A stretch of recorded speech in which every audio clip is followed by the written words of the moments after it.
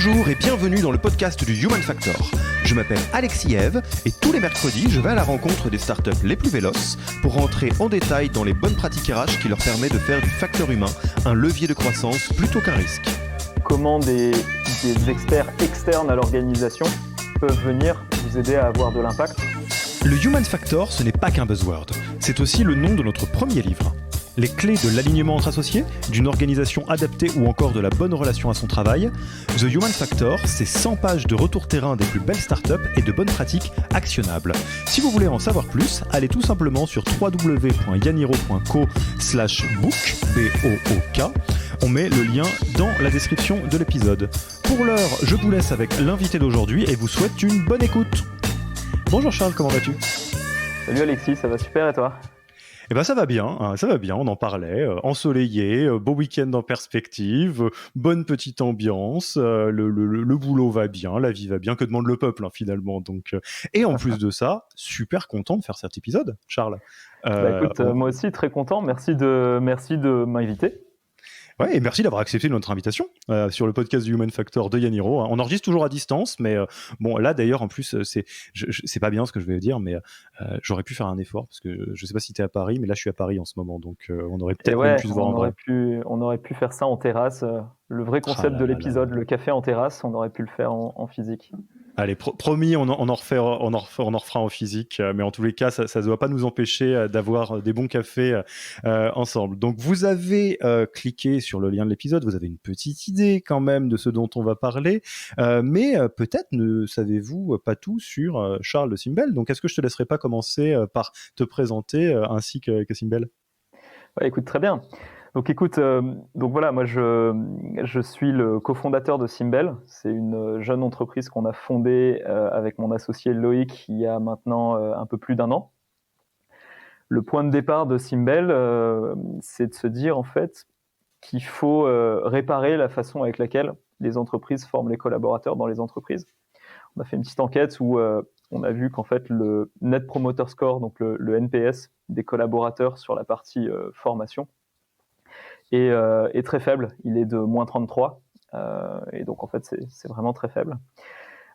Et donc, on se dit, mais en fait, c'est vraiment très, très faible. Comment on fait pour travailler avec les équipes qui pilotent la formation, avec les managers, avec les collaborateurs, pour réussir à augmenter cette partie NPS. Donc, on a fait les éléments du diagnostic qui revenaient dans l'enquête. C'est toujours les 3 mêmes sujets. Déjà, pour un collaborateur, c'est très difficile de savoir ce à quoi il a le droit dans une entreprise pour se développer. C'est souvent vu comme une black box. On ne sait pas trop ce à quoi on a le droit. On sait que le collègue de bureau a pu avoir telle formation qui était super cool sur un langage de dev ou une formation à l'anglais ou une formation au management. Mais soi-même, on ne sait pas trop ce à quoi on a le droit. Ça, c'est un premier point. Le deuxième point qui est remonté dans cette enquête, c'est justement que quand on remontait des besoins de formation, que ce soit au fil de l'eau ou lors d'entretiens annuels, on n'avait pas forcément une réponse rapidement sur ces besoins. Et donc, j'ai un problème, je veux le résoudre grâce à une formation, je veux développer mon expertise pour le résoudre. Et je remonte un besoin et derrière, il ne se passe rien pendant 3 mois, 6 mois, etc. Donc ça, c'était un deuxième pain qui était remonté. Et le troisième pain, c'est quand on revient vers moi ou quand on me propose des choses, c'est pas forcément aligné avec mes enjeux, avec mon job. Donc, si on me propose une formation au management, mais que moi, par exemple, je suis un jeune manager, j'ai besoin de tout apprendre et que c'est une formation qui est plutôt orientée senior, c'est complètement décorrélé de mon besoin et de mes enjeux. Et donc, je vais passer du temps dans une salle ou sur Zoom avec quelqu'un qui m'accompagnera pas sur mes problèmes et donc ça aura pas d'impact. Et voilà. Et donc, en fait, la vision de Simbel, c'est de se dire, on va créer une solution qui est une plateforme qui permet de proposer aux collaborateurs des formations qui sont hyper pertinentes par rapport à leurs enjeux, qui permet ensuite, quand un besoin est exprimé, d'aligner les parties prenantes, donc le manager, l'équipe RH, le collaborateur, le formateur, etc., pour que cette formation puisse avoir lieu. Et le dernier bloc, c'est faire tout ça de manière simple, sans consommer trop de ressources, donc trop de temps et trop de budget. Voilà, et donc on déploie Simbel dans des entreprises qui sont plutôt des entreprises de moins de 1000 collaborateurs. et qui vont justement avoir ce pain autour de la formation, qui vont vouloir aider leurs équipes à avoir plus d'impact grâce à la formation. Ça, c'est pour Et la donc... réponse. Pardon, vas-y. Non, vas-y. Donc ça, c'était pour la réponse sur voilà, ce qu'est Simbel, ce que je fais aujourd'hui. Et donc peut-être il y avait une deuxième question dans ta question, c'était comment le parcours qui pousse à monter une boîte comme Simbel. Bah vas-y, en 2 mots. Comment t'en es arrivé là? Écoute, avant Simbel, je travaillais déjà dans le domaine de la formation. J'étais chez 360 Learning pendant 3 ans. Un super outil qui permet à des experts internes au sein des entreprises de créer des contenus pour les diffuser au sein de l'organisation. Donc par exemple, voilà, je crée un contenu sur l'onboarding, je crée un contenu sur la nouvelle feature produit qu'on va livrer et que je partage à toute l'organisation, tout le monde peut les suivre. Donc déjà, ça m'avait permis de rentrer dans ce monde de la formation à travers un spectre assez outils. Et j'avais globalement adoré l'expérience. Ce que je trouve vraiment sympa dans la logique de venir accompagner des entreprises qui veulent développer les collaborateurs, c'est qu'en fait, c'est vraiment transformatif pour les organisations et ça contribue beaucoup au bien-être des personnes qui sont dans ces organisations. Et ça, c'est vraiment un sujet que je trouve vraiment puissant et très, humainement très, très riche. C'est quand on a l'impression, en fait, d'aider d'autres personnes à se développer, à apprendre des choses et à avoir plus d'impact. Ça porte pas mal. Et c'est quelque chose que j'avais pu sentir dans mon expérience pro précédente, où je faisais du conseil en stratégie chez Roland Berger, où là, c'était une logique beaucoup plus descendante, beaucoup plus top-down, où en fait, on fait des rapports stratégiques pour des entreprises, pour des directions d'entreprise. Et là, c'est une logique où on livre une étude stratégique à une direction, c'est assez top-down. Et ce qui se passe de temps en temps, c'est en fait, on ne transforme pas l'organisation de manière top-down, on la transforme de manière bottom-up. Donc, in fine, beaucoup plus en formant des collaborateurs, en les aidant à se transformer pour qu'ils transforment l'organisation, plutôt qu'en pondant des rapports stratégiques pour des directions générales.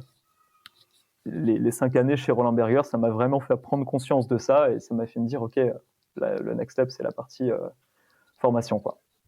Et le next step, c'était de monter quelque chose sur une partie cassée de la formation qui est pas nécessairement 100% de l'activité de 360 Learning, évidemment, qui s'occupe d'une bonne partie du truc. Déjà. Exactement. En fait, 360 Learning, c'est génial quand vous avez les experts en interne. Maintenant, on se pose la question de qu'est-ce qui se passe quand j'ai pas l'expert en interne ou quand il n'est pas disponible pour créer un contenu, parce que créer un bon contenu, ça prend un peu de temps. Et si c'est sur quelque chose qui doit être expliqué une seule fois ou 2 fois, y a une question d'investissement temps par rapport à un impact. Donc la question de Simbel, c'est plutôt de le prendre à travers comment des experts externes à l'organisation peuvent venir vous aider à avoir de l'impact, ou comment d'ailleurs on aide des collaborateurs qui ont déjà créé sur 360 Learning ou sur d'autres outils des contenus à les mettre en avant à un endroit pour que ça puisse être demandé au même endroit et que qui a été formé sur quoi, etc., puisse être traqué via une seule plateforme, quoi. Et alors donc, on a eu le plaisir, en tout cas moi j'ai eu le plaisir de te rencontrer, Charles, par le truchement de notre propre formation, donc My Own Leadership, qui donc trône fièrement dans l'écosystème Simbel. Et donc, pour faire très simple, on discutait un peu. Nous, forcément, côté formateur, en tout cas, je l'espère, comme beaucoup, on a une obsession absolue de savoir comment on fait quelque chose de bien, comment on fait quelque chose qui marche en termes d'impact, de pédagogie, et forcément, les étapes qu'il y a avant, donc qui amènent à construire un plan de formation, les besoins de formation des collaborateurs, collaboratrices, on arrive après, mais on sait que c'est absolument crucial. Enfin, ça sert à rien de forcer de la formation sur des personnes où c'est à côté de la plaque, etc. D'où j'ai proposé donc à Charles, qui a gentiment répondu présent, quid de faire un épisode spécial Learning and Development pour voir un peu tout ce qu'on peut dire pour faire du L&D un pilier de la culture, quoi. Comment est-ce qu'on fait ça? Donc, est-ce qu'on n'irait pas là? Est-ce que let's go? Let's go, Alexis. Moi, je te suis sur un sujet comme celui-là qui est passionnant, ambitieux, et qu'on va essayer de traiter dans le temps dont on dispose. Ouais, on va faire de notre mieux tous les deux. Déjà, on va commencer par pourquoi. C'est-à-dire, j'aime bien repartir des fondamentaux, c'est important de le faire. On forme pas pour former. La plupart de ce qu'on fait dans une entreprise, à plus forte raison les entreprises de type startup, scale-up, qui sont avec des ambitions très fortes et à certaines étapes de leur vie avec des budgets temps, hommes ou des budgets tout court réduits, on choisit un petit peu ce qu'on fait. Donc, est-ce que ça vaudrait pas la peine de repartir de pourquoi on forme en fait? Ouais, écoute, c'est la question essentielle parce que c'est vrai que quand on parle à pas mal de personnes de formation, le réflexe qu'on va avoir, c'est OK, c'est super, mais c'est nice to have, ça nous aidera pas à faire à avoir un impact sur la performance, etc. Ou en tout cas, c'est un impact qui est difficile à quantifier. Donc, souvent, quand on parle de formation, le réflexe qu'on a, c'est OK, on en parle, mais plus tard. Ma priorité, c'est le recrutement. Ma priorité, c'est la paye. Ma priorité, c'est d'autres choses. La formation passe un peu à la trappe. Et il y a une partie de vrai là-dedans. Hein. C'est très difficile de montrer un impact héroïste sur beaucoup de choses côté formation.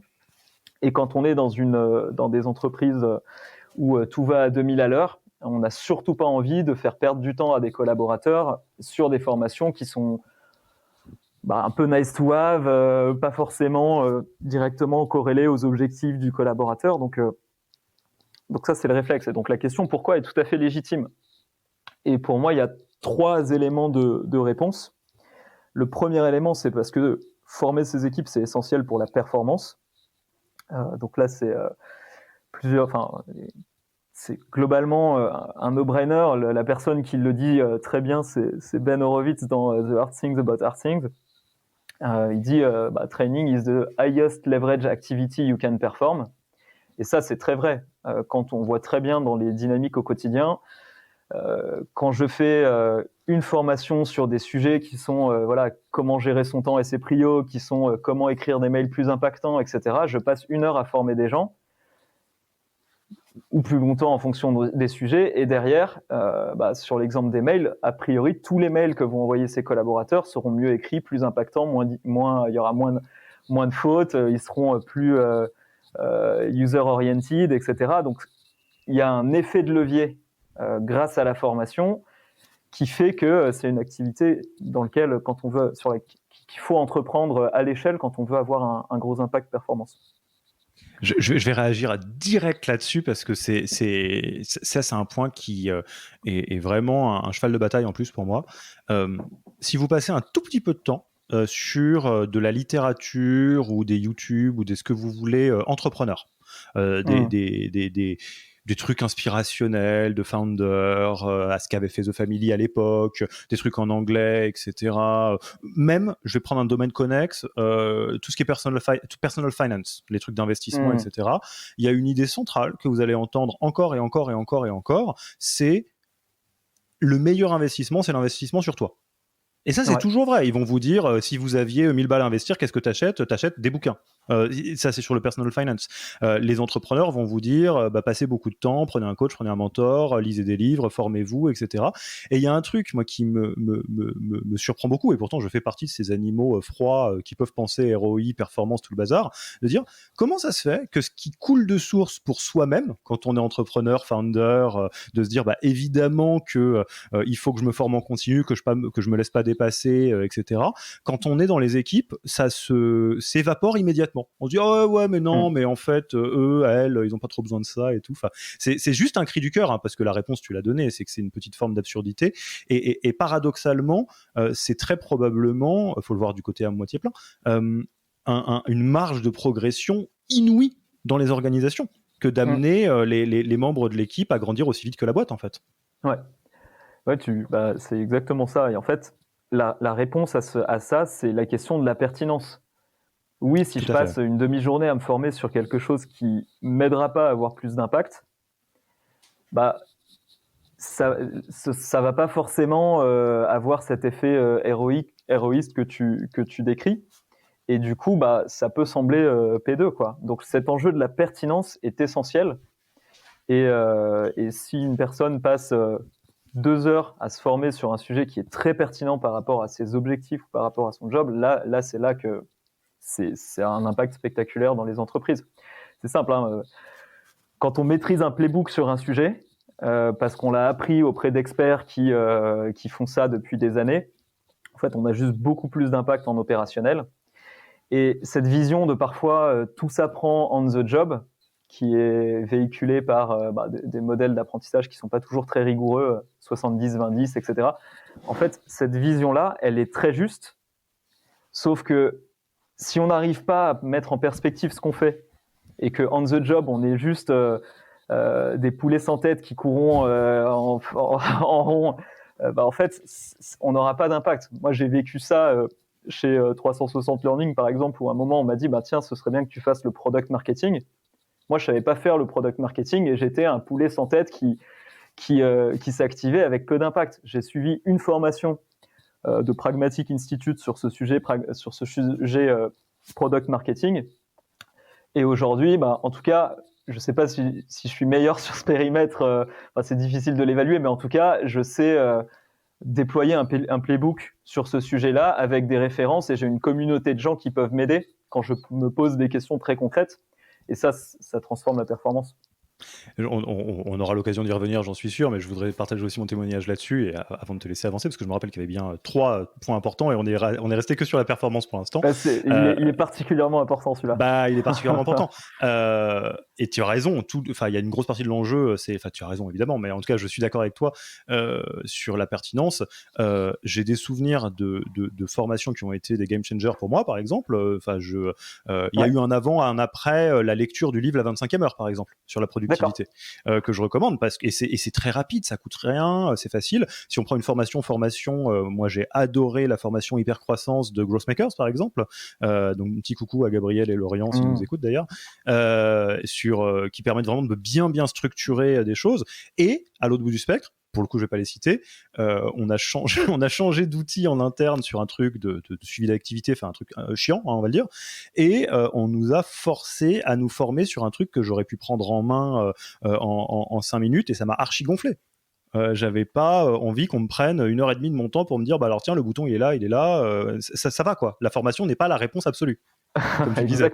Exactement. C'était un sujet typiquement qui n'était pas pertinent et by the way qui avait l'air d'être mal conçu, parce que si en 5 minutes on pouvait te transmettre des éléments qui ont pris 1 heure, c'est qu'en fait c'était pas une bonne formation, et c'est impératif que si ce soit quelque chose que tu proposes pas par la suite, après cette mauvaise expérience qui peut toujours arriver, que tu proposes pas aux autres collaborateurs Yaniro pour pas leur faire perdre du temps derrière, quoi. C'est important que tu aies cette mécanique-là. Bon, on reviendra sur la performance. Quoi d'autre? Alors, un deuxième sujet, c'est aujourd'hui, je trouve qu'il y a énormément de focus sur le recrutement et c'est très difficile. Donc, je pense que c'est vrai, tu dois expérimenter cette difficulté chez Yaniro. Chez Simbel aussi, on a des recrutements qui sont ouverts.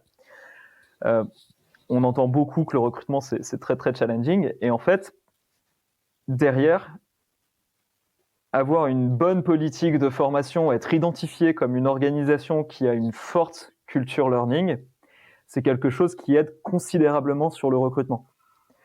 Aujourd'hui, moi, j'ai d'anciens collègues, des potes, etc., qui vont chez Alan, qui vont chez Gorgias, qui vont dans ces entreprises-là, qui vont chez Doctolib, parce qu'ils se disent, OK, c'est affiché dès l'offre d'emploi, Doctolib, learn 3 things a day. Blablacar, c'est never stop learning culture, learn fail success. Et ça, quand c'est vraiment présent dans l'ADN d'une organisation, ça se sent à travers les job offers, ça se sent dans les entretiens de recrutement, ça se sent dès qu'on fait un ref call avec un collaborateur en poste. Et c'est quelque chose qui est vraiment essentiel, qui donne envie de rejoindre une entreprise parce qu'on sait qu'on va apprendre vraiment très très vite. Et ça, c'est ce qui permet aussi de beaucoup aider à attirer les talents. Et le pendant de ça, c'est retenir des personnes qu'on a en poste.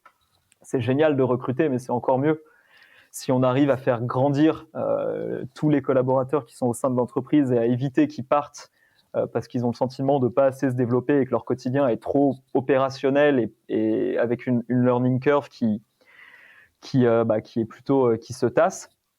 Donc pour ça, c'est un enjeu essentiel. Ouais, ça c'est un point qui est hyper important, comme tu le soulignes. C'est dans un monde, surtout startup, scale-up, qui peut parfois être très tayloriste, hein, où tout est bien rangé, on découpe, je prends les fonctions commerciales, SDR, celui qui close, celui qui machin. C'est une réalité que pour pas mal de collaborateurs, collaboratrices, au bout d'un moment, on peut se dire, bah ok, j'ai fait le tour du job. Et c'est pas tout à fait faux. Et si tu les fais pas grandir, si tu leur offres pas des options de voir d'autres choses, que ce soit verticalement en termes hiérarchiques, mais même horizontalement sur des choses qui vont beaucoup plus loin que leur job, c'est à peu près une évidence que l'herbe finira par être plus verte ailleurs et on peut pas trop leur en vouloir. Hein. Ouais, exactement. Exactement. Et c'est un pendant avec le troisième bloc qui sont bien sûr tous assez liés. Hein. Là, je les dissocie pour la partie structure, mais c'est le côté bien-être en fait. C'est très souvent quand on demande à un collaborateur c'est quoi une personne dans une équipe, c'est quoi, quels sont les points forts de ton trimestre là, qui vient de passer. Si la personne a suivi une formation, ça fait souvent partie des top 3 sujets qui vont être évoqués. Et en fait, ça, c'est quelque chose de très humain, c'est dans notre ADN. On adore apprendre des choses, on adore l'espèce d'explosion de joie qui se passe dans notre cerveau quand, en fait, sur un sujet, on a appris quelque chose qui nous permet d'avoir une nouvelle vision du monde, une nouvelle vision de notre périmètre, une nouvelle vision des challenges. Ça crée presque automatiquement un petit sourire sur le visage des gens. Et pour ça, en fait, pour être une entreprise qui, justement, qui se soucie du bien-être de ses employés et les faire progresser, c'est un levier essentiel, là encore. Donc, pourquoi former pour la performance? Là, c'est bon, tous les start-upers nous écoutent, c'est bon, il va y avoir un ROI, même si on peut pas le prouver. En tous les cas, c'est à peu près une certitude. Pour retenir les talents, les attirer et assurer leur bien-être. Check, ok, très bien. La prochaine question, c'est pourquoi on est nul? Non, mais en vrai, parce que tu l'as dit toi-même, tu parlais quoi, du NPS de -33, c'est ça? Exactement, ça c'est le sujet. En fait, ça semble être un no-brainer quand on le présente comme ça, et quand on en parle, c'est vrai que pour beaucoup de personnes, c'est une évidence. Et aujourd'hui, quand on regarde concrètement, est-ce qu'on arrive à le faire dans les entreprises, la réponse en moyenne, c'est non. Donc le NPS sur les opportunités de se former, de se développer dans les entreprises, -33. Il y a des sondages qui sont faits sur différents segments de population, un sondage par Gartner qui dit que 70% des employés disent qu'ils ne maîtrisent pas les compétences dont ils ont besoin pour leur poste. Yes, donc, parfait. c'est plus ou moins vrai dans les entreprises, mais en moyenne, on est très très mauvais là-dessus. Et donc ça crée une forme de contraste puissant entre tout le monde dit bah oui, il faut le faire, et le concret du cadavre, c'est que peu de gens arrivent à bien le faire.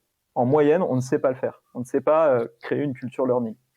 Alors, c'est quoi les bloquants, du coup, de ton avis, en tous les cas, hein? Tu n'es pas le maître absolu, mais tu as forcément des idées. Bah écoute, nous... Je vais jouer aussi. Hein. Ouais, bah écoute, j'ai très preneur de voir peut-être qu'on peut même inverser, si tu es d'accord, et que allez, toi, tu donnes ta vision d'abord, et que je rajoute mes points ensuite. Ouais, je vais jouer. Pourquoi est-ce que c'est compliqué? Je pense que déjà, ce qui est pas, tu l'as dit toi-même, ce qui est pas sur le chemin critique d'une entreprise en développement est dépriorisé de facto. Et devient la variable d'ajustement du reste.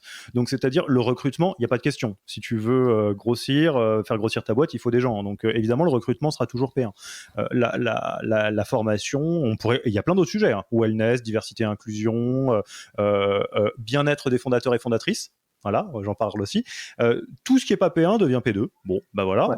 Ça c'est une première chose. Je pense qu'on le comprend pas bien et que la formation a une image un peu poussiéreuse. On pense Ségos, on pense justement à des choses de ce genre-là. Si je devais être un tout petit peu taquin, je dirais qu'en France, il y a eu beaucoup d'abus sur le sujet. Il y a beaucoup de gens qui se sont gavés sur de l'argent public ou de l'aide au financement avec des formations de très mauvaise qualité. Ou en tout cas qui s'intéressaient pas à l'impact, où forcément on se dit on va vendre 20 heures et puis ça ira bien, et que tout ça mis bout à bout fait que le simple mot formation évoque pas quelque chose de grandiose, alors que tu l'as dit toi-même, l'apprentissage, le petit kiff que ça procure, l'importance de grandir sont pourtant des choses sur lesquelles on raisonne beaucoup. Voilà un petit peu spontanément ce qui me vient là. Bah écoute, non mais c'est vraiment très juste. Le terme formation est un terme assez abominable. À chaque fois qu'on l'emploie, on a envie de parler de learning and development. Les fondateurs de Lingueo parlent d'acquisition de super pouvoirs. Ouais, le terme formation et formation continue est horriblement connoté. Ça fait vraiment pas sexy. Et tu as ce sujet de, voilà, est-ce que c'est une priorité dans mon entreprise ou pas? Et très souvent, oui, c'est important, mais c'est pas urgent. Et ce qui est urgent, c'est de recruter. Ce qui est urgent, c'est de évaluer la performance. La formation, ça passe ensuite. Sauf que voilà, on l'a vu un peu plus tôt, si tu veux évaluer de la performance et que tu n'as pas de base pour aider des personnes à améliorer leur performance, en fait, il y a un problème, ça ne marche pas. Donc oui, attends, il y en a une qui vient de me traverser. Alors là, je suis très politiquement incorrect dans ce que je vais dire, mais je pense qu'il y a une particularité, une spécificité start-up, donc dans lesquelles globalement il y a un début de vie qui est très frugal, très difficile, et une phase d'après qui est une accélération. Et il y a plein de contre-exemples. Je pourrais les citer, des contre-exemples fabuleux là-dessus, mais de boîtes qui oublient qu'elles peuvent investir à tous les endroits, que c'est OK, que ce qu'on attend d'une boîte en phase d'accélération, quelque part, c'est je caricature à peine, désolé messieurs, mesdames les investisseurs, si vous nous écoutez, c'est de brûler le plus de cash le plus vite possible pour aller le plus haut possible, le plus vite possible. C'est un peu ça, finalement, quand on met 5 millions, 10 millions sur la table, c'est aussi pour qu'ils se transforment en 1 milliard le plus vite possible, pour faire simple. Ouais. Et bizarrement, on peut garder la logique un petit peu frugale du début, on peut être un peu timoré, se dire ah bah non, les RH c'est une fonction support et tout, et c'est idiot. Je pense dans les contre-exemples, je pense à Sarah de Conto, qui a une très grosse équipe RH. Je pense à Hugo de partout, qui était chez Cheers avant, qui a une belle équipe aussi. Et je pense que globalement, il y a une logique un peu simple qui est investir pas à l'aveuglette sur les bons sujets. Un sou est un sou et on peut essayer de le transformer en quelque chose de plus grand très vite. C'est pas un gros mot. Il faut s'autoriser à le faire quand on veut aller vite et loin. Ouais. Et ça, je pense que c'est une idée qui est profondément fausse. D'ailleurs, les VC, donc les investisseurs qui font partie des meilleurs investisseurs, qui ont vraiment une vision là-dessus, disent bien aux équipes qui portent les projets, développez vos people. C'est ce que faisait, Judith Tripart quand elle bossait chez First en Head of Talent. En fait, elle avait créé un fichier à ce moment-là, qui était une super idée, avec les bonnes formations qui pouvaient aider les fondateurs à justement upskiller leurs équipes pour qu'elles aient plus d'impact et que ce soit un modèle scalable. On parlait en tout début d'échange du livre de Ben Horowitz, highest leverage activities to increase performance. Donc c'est là où tu as vraiment c'est une idée qui est juste fausse de dire de penser que investir dans le talent development, c'est pas quelque chose qui va t'aider à aller le plus vite possible. Encore une fois, il faut très bien investir. Donc investir on revient sur le concept de pertinence, investir sur des choses qui sont vraiment pertinentes et qui vont vraiment aider à avoir cet effet de levier. Et juste pour un témoignage, là je pense aux fondateurs et fondatrices qui nous écoutent. Vous le savez, je pense, une partie de notre métier c'est le coaching de dirigeantes et de dirigeants. Et quelque chose qui revient souvent et qui est légitime. Alors là, moi, je n'ai pas de jugement là-dessus. C'est mais si je me fais coacher, qu'est-ce qu'ils vont dire? Mais qu'est-ce que va dire mon board? Et c'est super drôle parce qu'à chaque fois que ça se passe, et on connaît beaucoup d'investisseurs aussi, la réponse des meilleurs investisseurs, parce qu'il y a aussi, c'est comme tout, tout le monde n'est pas bon dans son métier, mais c'est toujours plutôt un soulagement de tiens, c'est quelqu'un qui attend pas qu'il pleuve pour construire un toit à la maison, ou qui attend pas que les problèmes arrivent et qui sait qu'il va falloir grandir aussi vite que la boîte. Donc en fait, la réaction est beaucoup plus positive que ce à quoi ils s'attendent. Ouais, et ça c'est important, c'est que c'est un point plus large autour de quand tu exprimes un besoin de formation, ça peut être perçu comme exprimer une faiblesse, mais non, c'est perçu comme exprimer ce que les anglo-saxons appellent un growth mindset, et donc une capacité à une lucidité sur je rencontre des problèmes, et une confiance en soi sur je vais être capable de les résoudre juste en apprenant de nouvelles choses. Et ça, je pense que quand on veut créer une entreprise, quand on veut créer une entreprise qui grossit, qui avance, c'est un état d'esprit qui est essentiel. Voilà. Et donc ça, c'était c'est considéré comme P2, mais c'est pas forcément c'est pas forcément une bonne vision du talent development. Et alors du coup, à l'inverse, moi j'ai pu jouer sur peut-être une des raisons qui fait que ça fonctionne pas. Si tu en as d'autres, tu les partageras. Mais moi, j'aimerais te laisser la place de l'expert. Qu'est-ce que tu observes, toi, dans les boîtes qui vont dans la bonne direction? Une entreprise qui le prend par le bon angle, on en a présenté quelques-unes là depuis tout à l'heure. Qu'est-ce qu'elles ont en commun? Donc en gros, qu'est-ce que nous on peut apprendre comme bonne manière de gérer la partie learning and dev? Ouais, juste si ça te va, avant de répondre à cette question, Ouais. je rajoute juste un point sur la précédente parce qu'on a beaucoup parlé du fait que c'est perçu comme une P2. Il y a un autre sujet, il y a des entreprises qui perçoivent pas ça comme une P2, mais c'est un sujet. Créer une learning culture, c'est vraiment pas facile. Et là-dessus, pour aller vraiment très vite, il faut savoir qu'il n'y a pas vraiment de playbook qui marche dans toutes les entreprises. Il y a des entreprises qui sont heavy ops ou former les ops. Ça ne voudra pas forcément dire la même chose que former les ops dans une entreprise qui est plutôt un SaaS où les opérations, c'est pas la même chose que quand on est un Blablacar, par exemple. Oui, tout à fait. Et c'est compliqué aussi parce que les besoins de formation se renouvellent. Donc, dès qu'on commence à demander aux équipes, de quoi vous avez besoin, on se retrouve vite avec une longue liste de choses qui sont très hétérogènes et qui évoluent très vite. Et ça, c'est pas facile à traiter quand on n'est pas équipé, quand on n'a pas les ressources, quand on n'a pas en personne et en budget pour répondre à ça. Donc, ça, c'est un deuxième élément qui fait qu'on n'est pas forcément très bon sur ce sujet et que le NPS n'est pas bon. C'est parce que c'est vraiment compliqué, quoi. Ouais, et je pense que c'est très important que tu le soulignes à deux niveaux. Il y a un effet un peu système qui est que moins cette partie-là est développée, moins elle est développée. Et que typiquement, si vous créez un nouveau projet, produit, service comme Simbel, c'est précisément qu'il y avait un vide là-dedans. Et que typiquement, si on fait la comparaison toujours avec le recrutement, c'est pas pareil. Un recrutement, il y a des job boards, il y a des méthodologies, il y a un bouquin à lire, etc. Et là, sur le learning and dev, on peut être un tout petit peu plus, pardonnez-moi l'expression, mais à poil, en se disant bon, on va défricher. Et du coup, typiquement, dans les points que tu pourrais soulever sur ce que toi tu as observé qui va bien, on va le répéter encore une fois, c'est très important, faites pas du copier-coller. Là, on vous partage des bonnes pratiques qui fonctionnent, mais il va falloir s'en inspirer pour construire votre propre petite tambouille parce qu'il n'y a pas un chemin unique. Ouais, exactement.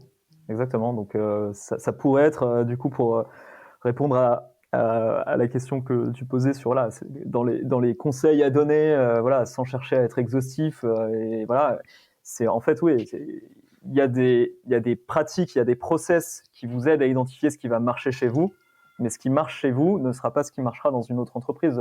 Et du coup, si tu vas, ça c'est intéressant. Non, je le garde pour plus tard. La question des manières de se former. Mais donc si on revient un peu sur ce qu'ont en commun les entreprises qui arrivent à prendre les choses dans le bon sens sur le learning and dev, en tout cas pas trop mal. Qu'est-ce que tu as observé? Alors déjà, c'est des entreprises qui cherchent à recruter des gens pour qui cette learning culture va être importante, et qui vont se dire eux-mêmes, qui ont en fait ce gros mindset. Des gens qui se disent, je rentre dans cette entreprise, j'espère apprendre des choses, on va me faire des feedbacks qui vont parfois être un peu durs, et la façon de les dépasser, ça va être d'accepter, de développer mon expertise pour avoir plus d'impact, et pour que derrière, les feedbacks les feedbacks qui étaient des axes d'amélioration deviennent des points de force, quoi. Donc il y a un sujet vraiment autour du recrutement. Il faut recruter des personnes qui ont ce mindset et qui ont cette logique de se dire j'ai mes rituels presque perso pour développer mon expertise, et ça fait partie de moi. Ça, c'est important. Ouais, donc ça, ce que je vois, si je devais un peu le préciser, tu m'arrêtes si c'est pas vraiment ce que tu avais en tête, mais c'est d'un côté, peut-être dans le recrutement, envisager sur la scorecard de chercher à comprendre ce que fait la personne. Est-ce que la personne s'auto-forme, est quelqu'un qui lit, écoute du podcast, se forme, enfin en tout cas a vraiment cette logique de un peu avide de grandir. Et il y a une autre partie qui est importante, comme tu le disais, c'est presque quelque chose qui est du côté de l'amélioration continue, et donc une forme de bonne réception de feedback, ce qui n'est pas gagné. Il y a beaucoup de personnes, pour la majorité des personnes, c'est assez dur d'encaisser du feedback. Et ça se teste en entretien, effectivement.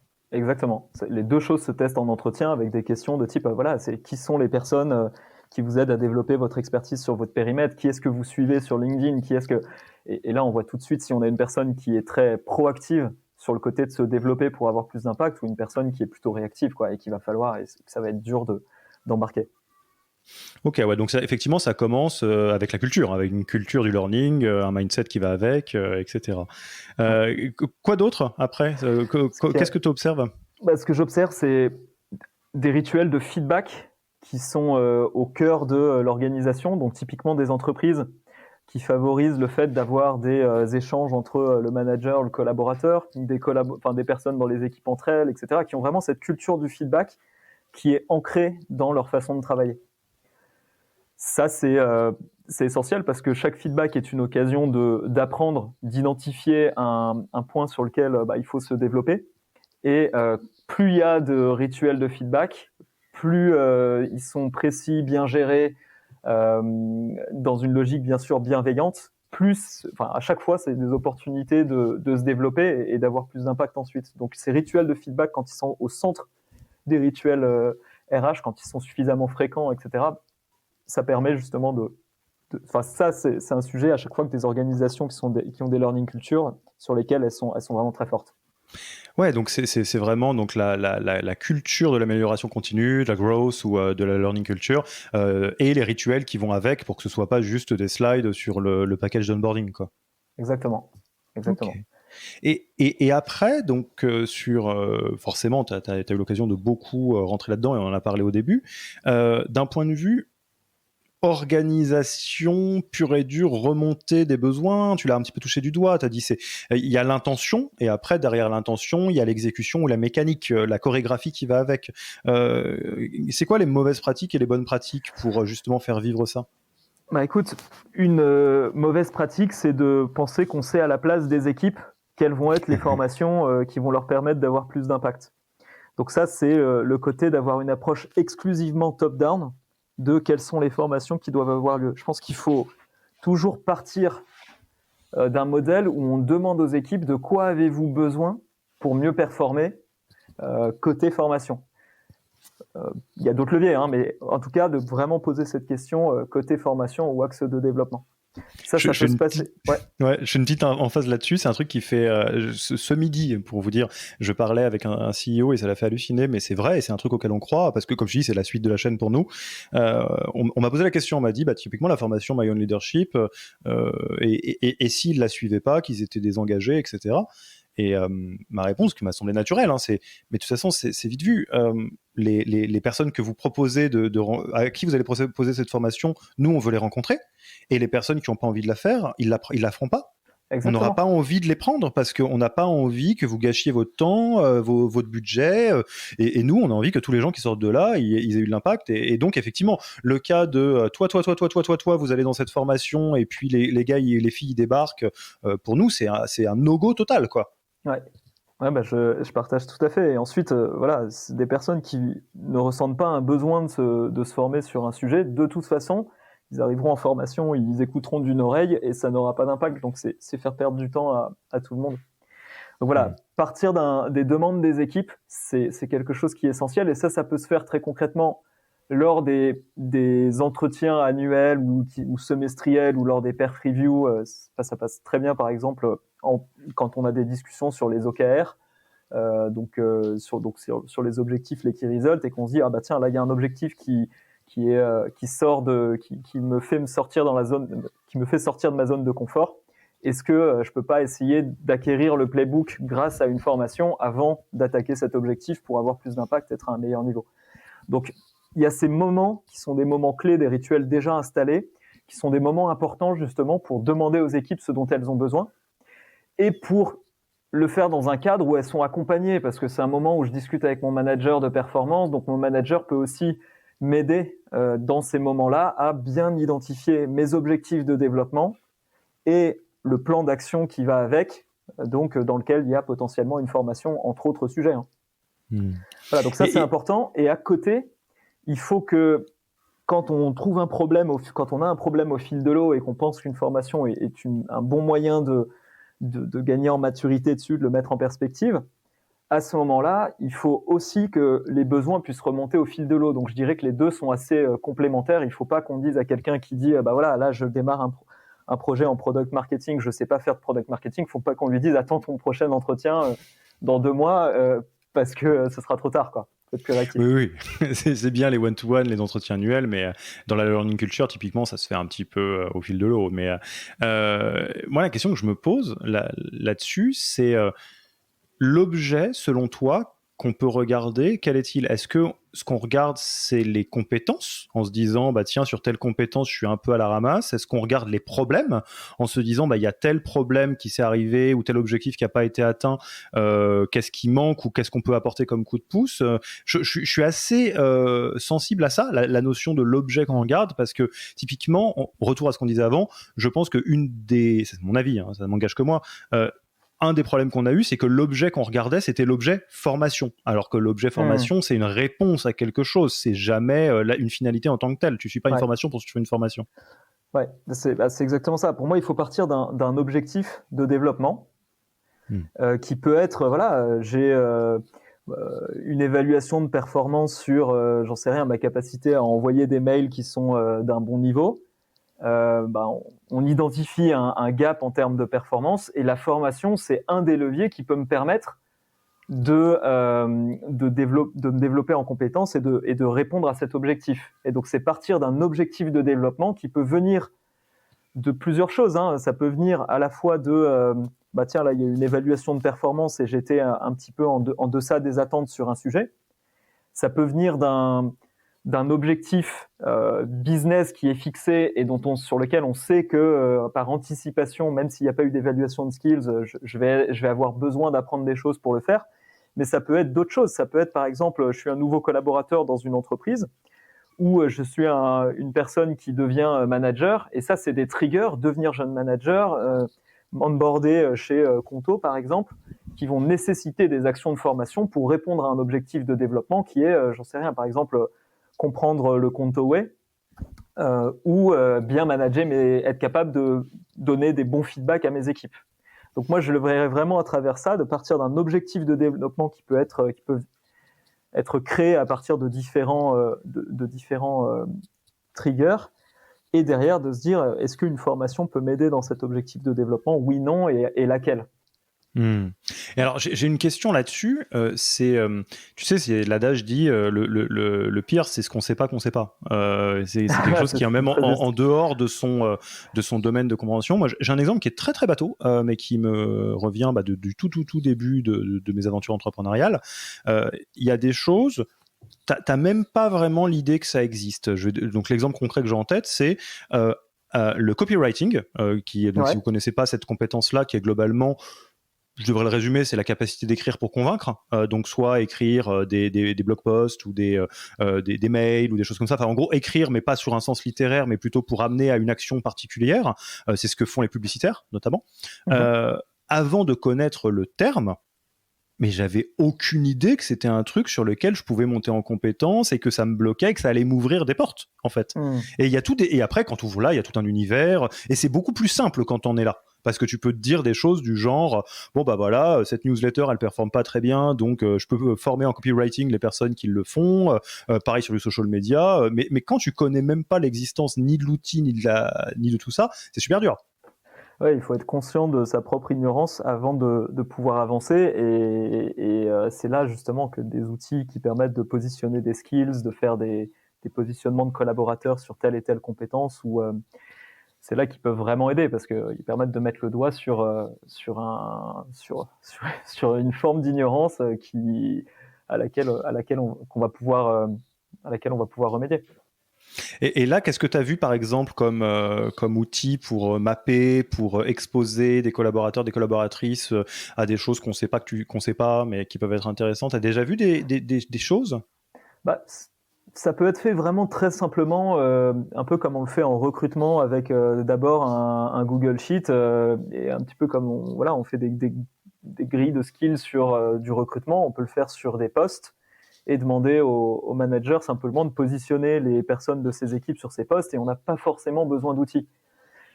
Derrière, d'outils autres. Après, on peut avancer vers des outils qui sont un peu plus puissants. C'est ce que vont faire assez classiquement des suites de gestion de talent. donc des Talentsoft, des NeoBrain, des outils comme ça. C'est toujours la question de est-ce que j'ai besoin d'un outil pour faire une V1 et m'assurer qu'elle fonctionne. Moi, je pense pas toujours. Mais en tout cas, voilà, on peut utiliser ces outils-là pour gérer ces questions de gap de compétences. Ok, donc ça c'est très clair. Le cadre de l'entreprise qui a une culture du learning avec les one-to-one, aussi le fil de l'eau, l'objet, objectif à atteindre, problème à résoudre, compétences, on est très clair. Quoi d'autre que tu aurais vu Alors, du coup, pour moi, il y a sur la partie cadre, il y a le cadre, les rituels qu'il y a dans l'entreprise, mais il y a le cadre sur la partie formation, la politique de formation au fond. C'est OK, dans telle entreprise, quelles sont les règles, à quoi j'ai le droit. Donc là-dessus, il y a des entreprises qui font des trucs qui sont vraiment très transparents et je trouve que ça permet justement d'encourager les collaborateurs à se poser les questions de leurs objectifs de développement et de comment avoir plus d'impact. Par exemple, chez Menti, qui est une petite, qui est une start-up d'une quarantaine de collaborateurs, tous les collaborateurs savent que chaque année, ils ont le droit à 1 200 €, une cagnotte transparente qu'ils peuvent utiliser pour faire des formations qui sont alignées avec leurs objectifs pro. C'est génial de faire ça parce que sur l'étude NPS, le premier bloqueur, c'était la formation dans mon entreprise, c'est une black box, je ne sais pas à quoi j'ai le droit, c'est pas transparent. Là, tout devient transparent et ça encourage les équipes à se responsabiliser et à avancer. Donc la politique de formation claire, transparente, est essentielle, quel que soit derrière le montant de la cagnotte, etc. Si vous n'avez pas de cagnotte, ça peut être quelque chose qui dit, par exemple, vous avez le droit à une formation par an dans telle sélection. Ça peut être quelque chose qui dit, même si on n'a pas trop de visibilité sur le budget, ça peut être quelque chose qui dit remontez-nous des besoins à tel endroit et ce sont les managers qui nous aideront à les prioriser sur la base d'un alignement avec vos objectifs. Ça crée de la clarté et c'est essentiel. Ouais, mais ça paraît hyper cohérent de se dire il faut une politique de formation qui est prévue en amont. Enfin, l'anecdote, hein, je pense que je l'ai répété 1 million de fois dans ce podcast, mais c'est si vous n'avez pas de personnes en charge des people chez vous, ça va être à la ramasse. C'est normal. Ouais. Est-ce que les sales fonctionneraient bien s'il n'y avait pas de personnes en charge des sales? Évidemment que non. Là, c'est un peu pareil. Si vous n'avez pas une politique du genre, on s'attend à ce que les personnes grandissent et on met le cadre qui le permet, ça n'arrivera pas, ou ça arrivera de manière erratique. Ouais. Et ce qui est important là-dessus, c'est de se dire que c'est vraiment pas compliqué. Donc, et ça nécessite pas forcément beaucoup de temps. Quand vous créez une politique, un peu comme Menti, Menti, c'est une petite structure, il n'y a pas de personne dédiée à la formation. C'est une des casquettes, une des nombreuses casquettes de Béatrice qui s'occupe des people là-bas. Au fond, le fait de créer des règles claires et de responsabiliser les équipes, ça permet aussi d'avoir des choses qui se passent sans avoir besoin de beaucoup de pilotage. Parce que c'est clair et que les gens savent ce à quoi ils ont le droit. On n'est pas dans un modèle où chaque demande de formation doit faire l'objet d'une qualification par équipe RH, puis d'identifier le bon prestataire, puis derrière de gérer la partie administrative, éventuellement la mobilisation des financements. Ça, c'est très lourd si vous avez un process comme ça. Alors, quand vous avez un process qui est, en fait, il y a une cagnotte, c'est transparent, le manager donne son go, derrière, la personne qui gère ça au sein de l'équipe RH a juste à piloter un dispositif et n'est plus un goulot d'étranglement qui fait que ça marche pas, c'est pas scalable. Ok, ouais, donc toujours la notion de clair. J'adore parce que c'est des choses qui sont pleines de bon sens, entre guillemets, mais où on se rend compte assez vite qu'on le fait pas, quoi. Et que du coup, c'est normal que ça avance pas. Tu vois d'autres choses dans peut-être du fine-tuning, de comment est-ce que on pilote une entreprise qui a une learning culture pour voir ce qui marche pas, les éventuels débordements, des choses comme ça, quoi. Peut-être, moi je verrai peut-être 2 derniers points. Il y en a certainement d'autres, hein, et ce sera intéressant que les auditeurs qui envoient d'autres nous les remontent et qu'on puisse poursuivre la discussion. Ah oui, tout à fait. Vous nous pinguez sur LinkedIn tous les deux et on en parle. Voilà. Mais en gros, j'ai l'impression qu'il y a quand même un enjeu d'accompagnement de certains collaborateurs. Donc ça va être comment on aide les collaborateurs à bien identifier leurs objectifs de développement.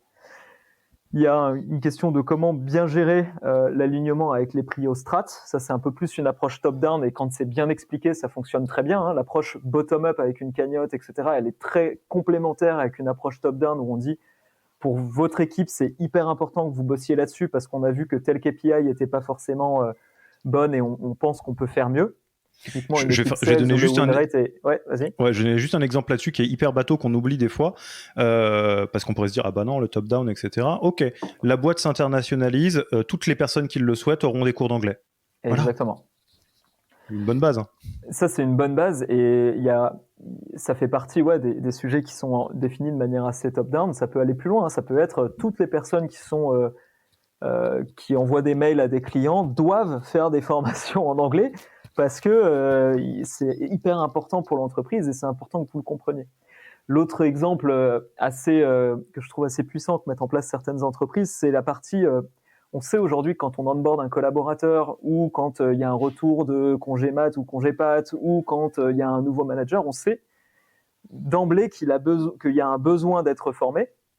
Et c'est une donnée qu'on a systématiquement dans des SIRH. On sait qui sont les nouveaux collaborateurs, on sait qui viennent d'être les nouveaux managers, on sait qui a une mobilité, qui a un retour là. Et là, c'est être capable, sur l'accompagnement, de mapper des learning journeys et de pouvoir, en fonction des données qui sont dans les SIRH, pousser des recommandations de parcours de formation, de learning journey, qui vont venir aider les personnes à mieux gérer cette phase. Donc, le cas de figure le plus classique, c'est je suis un nouveau collaborateur, je le sais dans mon CRH, automatiquement, j'arrive à faire une recommandation sur un track d'onboarding. Et des événements comme ça dans la vie du collaborateur, il y en a plein, la donnée est accessible. Si j'arrive à m'intégrer avec des outils qui permettent de pousser justement des recommandations hyper cohérentes avec ces événements de la vie salariée, c'est plus top-down, c'est pas forcément bottom-up. Et ça fonctionne super bien et les collaborateurs sont hyper contents de ça. Et ça, c'est des choses qu'on met en place, qu'on essaye de mettre en place avec Simbel et qui peuvent avoir vraiment, vraiment beaucoup d'impact et qui sont transformatifs pour les organisations. Et alors, moi j'ai une question de fin, qui est une question qui est où tu vas peut-être te mouiller un petit peu plus. Moi, je vais me mouiller aussi, hein, promis. La formation, ou si on prend l'apprentissage, c'est très vaste. Il y a beaucoup de manières de le faire. On peut le faire tout seul, on peut le faire en présentiel, en distanciel. Il y a les MOOC, il y a l'e-learning, il y a le coaching, il y a le mentorat, le travail entre pairs, etc. Là, à l'heure où on se parle, en 2022, c'est quoi, selon toi, les différentes manières de se former qui sont, pourquoi pas, des bonnes manières de se former, ou est-ce qu'il y a des warnings à avoir, ou des choses où tu peux dire oui, mais ça suffit pas forcément, ou ça, c'est pas forcément le bon outil, on pense que c'est le bon outil, mais attention et tout. Je vais mettre le coup de pied dans la fourmilière après, hein, t'inquiète pas, donc tu peux y aller. Écoute, moi je trouve que quand on disait qu'il n'y avait pas de playbook, c'est difficile de répondre en général à cette formation. Typiquement, ça peut être des formations classiques. À ce moment-là, il faut toujours faire hyper attention à ce que j'appelle classique. Du coup, c'est avec un instructeur qui accompagne des personnes, que ce soit sur Zoom ou en présentiel. Ça, c'est pas très important. Il faut que le formateur soit super pertinent par rapport à la cible et que ce soit visible dans son track. La personne qui forme vos sales, il ne faut pas que ce soit un formateur de profession qui forme des sales depuis 20 ans mais qui n'a jamais été opérationnel. Il faut que ce soit un ancien opérationnel qui a travaillé dans un cadre similaire et qui va être capable d'apporter de la valeur par rapport au cas d'usage précis des personnes qui sont dans la salle ou en visio, quoi. Donc ça, c'est un premier point important, la qualité du formateur. Mais après, au-delà de ça, ça peut être des formats qui sont des formats en auto-formation parce que ça correspond bien à certaines personnes, notamment les équipes tech adorent s'auto-former. Et donc là, la meilleure chose, un truc qui peut bien fonctionner, c'est de leur dire, c'est ce modèle de la cagnotte assez libre qui peut permettre à des équipes d'acheter des conférences, d'acheter des licences sur Pluralsight, d'acheter la formation qui est disponible de tel ou tel acteur hyper spécialisé sur une niche. Donc ça va marcher aussi. Et après, il y a des leviers qui sont beaucoup plus ouverts. Il y a le mentoring qui peut être super bien. Il y a ce que met en place Gorgias, par exemple, c'est du partage entre pairs, entre startups. Donc on identifie des startups qui qui ont des problématiques similaires sans être non plus des concurrents, et on permet aux collaborateurs de ces entreprises de facilement identifier qui peut être dans les autres structures des bons sparring partners. Donc, il faut vraiment être très large sur cette réflexion des bons formats. C'est pas forcément de se fermer de porte et là encore demander aux gens ce qu'ils veulent, quoi, ce qui est le plus pertinent pour eux, et ça doit être le fil conducteur. Et tu as soulevé quelque chose qui est crucial, hein, et je pense que ça, enfin moi je vais totalement d'accord avec toi, de faire la différence entre des formateurs ou des formations ou des formats en tous les cas qui sont centrés sur l'impact versus des qui sont trop orientés vers eux-mêmes. Ouais. Et ça c'est crucial. L'exemple que tu donnais, et on parlait un peu de pourquoi ça a déconné, il y a eu un peu de ça, hein, il y a eu des formateurs en formation, enfin qui étaient des formateurs professionnels, décentrés de ce qui se passe, et je trouve c'est assez réjouissant. Parler de Grossmaker que j'aime beaucoup, d'avoir des formations qui sont ni plus ni moins que des personnes qui s'arrachent en disant on essaye de comprendre le mieux possible ce qui se passe sur le terrain et on le partage. C'est ce qu'on essaye de faire avec My Own Leadership, c'est ce qu'on essaye de faire. Et moi je donnerais un petit coup de pied dans la fourmilière, mais c'est un cri du cœur aussi.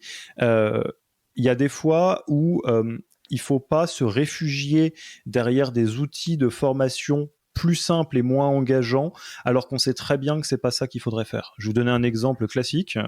Je n'aime pas le développement personnel. J'aime vraiment pas le développement personnel. J'en ai lu des bouquins, pourtant, de développement personnel. Je suis psy de formation, on travaille sur les soft skills, on pourrait se dire, mais qu'est-ce qu'il raconte, Alexis ? J'aime pas le développement personnel pour deux raisons. Déjà, parce que souvent, c'est du développement impersonnel. C'est-à-dire, typiquement, il n'y a pas le côté sur mesure. On lit Miracle Morning, on se dit qu'il faut se lever à 4 heures du matin, alors que c'était juste la manière de faire de ce gars-là et que on est tous un peu différents. Et d'autre part, parce qu'il y a beaucoup de personnes, et je dis ça avec beaucoup de sympathie, hein, et de tendresse dans la voix, qui, face à des difficultés de la vie, aurait meilleur compte, par exemple, d'aller tester la thérapie, qui est un super outil pour travailler en profondeur quelque chose. Et le développement personnel, par son côté beaucoup plus simple, agit comme un écran qui empêche d'aller prendre le bon outil. Tu veux te former de base au développement, le wagon, c'est vachement bien. Peut-être que ça sera beaucoup plus structurant pour t'apporter des bases que... Enfin, j'ai pas de part dans le wagon, hein, mais plutôt que d'aller te bouffer 100 heures de YouTube. Et il y a un peu de ça. Moi, je trouve que des fois, faut, entre guillemets, cut the crap et faire le vrai outil qu'on sait qui va fonctionner versus la truc un peu plus facile mais un peu moins engageant, quoi. Ouais. Moi, j'aime beaucoup dans cet esprit-là. J'avais parlé avec Camille Anne qui s'occupe du people development chez Vaudou. Et quand elle avait un besoin de formation, son approche, c'était je te partage potentiellement 3 options. Il y a une option auto-formation, self-learning. Il y a une option avec un formateur qui est dispo et qui peut te challenger, t'aider à grandir, etc. Et il y a une autre option, c'est plutôt du peer coaching, par exemple. Et en fait, c'est la personne qui choisit ce qui est le mieux pour elle. Et quand on arrive à ouvrir le choix comme ça, là, c'est génial en termes de NPS. C'est là qu'on arrive à des NPS qui sont plutôt à 60-70 par rapport aux 33 qu'on avait, au moins 33 qu'on a par défaut, quoi. Bon, en tout cas, le moment, j'ai pu placer mon cri du cœur, je suis pas mécontent. Charles, je te propose qu'on passe tranquillement à la fin de l'interview. Première question, où est-ce qu'on te retrouve ? On a envie d'engager la discussion avec toi, soit pour en savoir plus sur Simbel, soit juste pour parler de ce sujet du Learning and Dev avec toi. On te contacte comment ? Écoute, sur LinkedIn, donc Charles Gras, sans problème. Si c'est plutôt pour avoir des informations sur simbel.fr et demander à parler à une personne de l'équipe. Et voilà. Yes, facile. Est-ce que tu as un livre, podcast ou blog que tu recommanderais aux auditeurs ou auditrices ? Écoute, moi, le livre auquel je me réfère le plus dans ma vie d'entrepreneur, c'est... alors, j'ai beaucoup parlé de The Hard Things About Hard Things, mais c'est pas ça. C'est Les Vertus de l'échec de Charles Pépin, parce que ça permet de prendre pas mal de distance philosophique, une distance philosophique nécessaire par rapport au tourbillon opérationnel dans lequel je vis tous les jours. Et Charles Pépin, là-dessus, est extrêmement fort parce qu'il arrive à rendre des idées de philosophes complexes vraiment très abordables avec des cas concrets qui permettent de les garder en tête. Donc vraiment très fort. Il a aussi un podcast sur Spotify qui est génial. Ok, je pense que c'est la première fois qu'il est sorti ce livre ici, donc il va rejoindre la bibliothèque avec grand plaisir. Est-ce que tu as un tool, un outil RH que tu aimes bien sortir de ta boîte à outils en général? Écoute, nous on aime, enfin en tout cas moi j'aime vraiment beaucoup ce que fait Virgile de Figures. Le côté justement, on met à disposition des équipes RH un outil qui permet de benchmarker les politiques de salaire qu'on propose et potentiellement de revaloriser des salaires avec une logique d'aller vers de plus en plus de transparence. Nous, on adore ça et c'est quelque chose sur lequel je suis très aligné. Et c'est ce qu'on essaye de faire sur la formation. On essaye d'accompagner les entreprises qui veulent aller de plus en plus vers de la transparence sur ce périmètre-là. Plus les épisodes passent dans ce podcast, plus j'arrive tristement à la conclusion que c'est Virgile qui aurait dû l'animer. Tout le monde le connaît. Bon, peut-être que si on se reparle dans un an, Alexis, j'aurais fait la formation Leadership Yaniro et je pourrais dire qu'en fait, Virgile passe en deuxième place. Non, moi j'ai beaucoup de tendresse pour Virgile, donc je ne vois pas ça comme un échec, loin de là. Au contraire, si un jour on doit faire un épisode où c'est Yaniro qui parle, Virgile, si tu m'écoutes, viens m'interviewer, avec grand plaisir. Ouais, et puis bon, après c'est des grands classiques, mais j'aime aussi beaucoup tout ce qui est les outils qui créent aussi cette transparence à travers tout ce qui est Pulse Survey, des Picon, Office Vibe, Supermood ou Bloom, parce que c'est ce qui permet justement de montrer que la formation, notamment, c'est quelque chose de prioritaire.